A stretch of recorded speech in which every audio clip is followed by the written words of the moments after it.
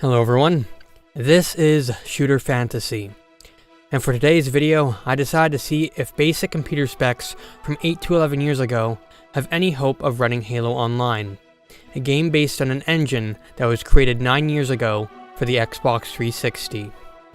While Halo Online is being taken down by Microsoft to prevent any future leakage of their intellectual property, if you already have the game files and the Eldorado 0.6 mod applied, there's not much stopping you from continuing to play the game.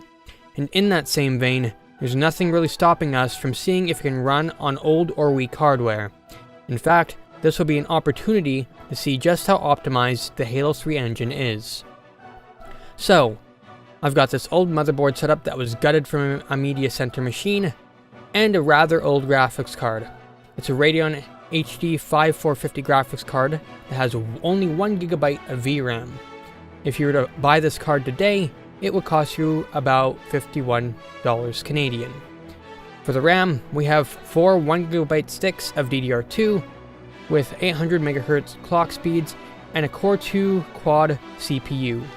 To make things easy, I simply grabbed a Thermaltake 650 watt power supply that was laying around and plugged in a hard drive that already had a Windows 10 installation on it. So, how does the game run? Well, the first time I ran the game, it crashed. So, I had to go into the configuration manually and set all the settings to the lowest I could find.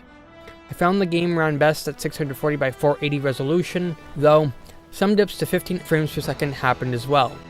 I tried doing higher resolutions, but the frame rate quickly gets to rates that are very hard to play with, and it caused me to lose most firefights.